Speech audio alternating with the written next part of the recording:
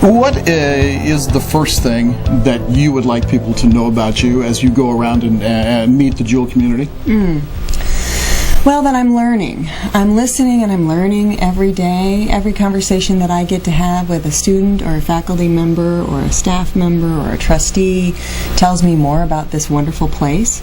And every day I get to be surprised and learn new things that then reframes the way that I'm focusing on my work. Your background is in literature, and I assume that's a lot of writing, but you seem to be very concerned with listening. Tell me about that. Oh, that's a good question. I think that writing is an expression of listening. It's a form of communication, and it's relatively useless if you're not in dialogue in your writing.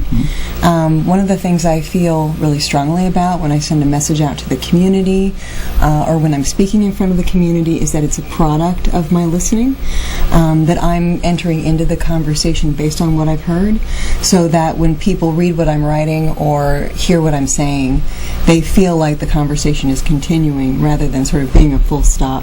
And I think this is the kind of place that likes that sort of collaboration. You've talked about reintroducing Jewell to the Kansas City area. What's kind of the plan for that, and what does that mean? It's a great question. So one of the really interesting things that I've encountered in my listening tour, both on campus and outside of campus, is that Jewell has a fantastic reputation, as we all know. But people sort of take us for granted up here in the north, and they say, yeah, Jewell's a great school, but I haven't heard a lot about Jewell recently, which for those of us who are at Jewell is really surprising because we're doing amazing things. So I think we have an opportunity. When a new leader comes in, there's always an opportunity to go out and say, hello, let me tell you about what we're doing. But I'd like to do something bolder than that. I'd like to really do a campaign in which we are reintroducing Jewell to Kansas City and reminding Kansas City that we truly are its liberal arts college. You speak of the listening tour, and I really like that. Where has your listening tour taken you? Oh, gosh. Outside of right here, right now? Yeah. Everywhere, which has been great. Not enough places yet. But this summer I listened to all of our staff departments. I had about 20 internal listening conversations, which was fantastic. I'm also visiting with each of our trustees before the October board meeting, and I've made my way through about 3/4 of the trustees at this point. And then also listening in the community, as I go out and visit with people who are just interested in Jewell and not necessarily connected. It's really interesting for me to hear what they have to say. Right now I'm visiting with academic departments and with all of our head coaches, which is also a fascinating experience. And this month I start talking to students too, which is the best part of the job. Right. Well, our students, I've always said, sell us better than anything else can. You speak of our head coaches, and I know you said you don't have a big background in athletics. So how do you come to speed to talk to the coaches? What did you have to do to get to that point? Oh gosh, that's a great question. Not a lot, because I have felt really well educated by our AD, Dr. Bailey. She spent a lot of time with me talking about our program, talking about our future, and our history. So when I visit with head coaches, it truly is, not so much bringing me up to speed, but where are your interests now, and where do you see the program going?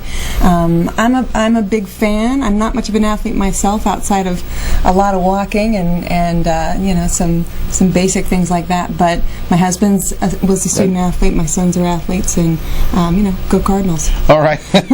Since you bring up your family, would you tell us a little bit about your husband? He's a reverend, right? Yes, he is a theologian and a minister, and has been in ministry for 20 years. And now he's taken a break so that he can support our kids as we're making this transition, which is wonderful. But he's doing a lot of writing and a lot of reading. I have 2 sons. Alec is 13, John is 10. They're at Heritage and Franklin, respectively, here in town. And, man, we're just loving being part of this community. It's a great experience for us.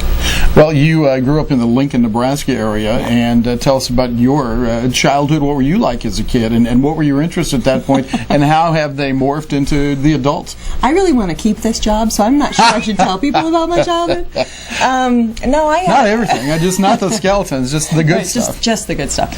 I had a great upbringing. The Midwest is a wonderful place to raise kids, which was always important to my husband and me because of our experience in the Midwest. My parents are both educators. My father Taught for 37 years at Nebraska Wesleyan as emeritus faculty there. My mother was the 2001 Teacher of the Year in Nebraska, so I'm really, really lucky. I come from people who believe in this kind of work and have always encouraged me in it.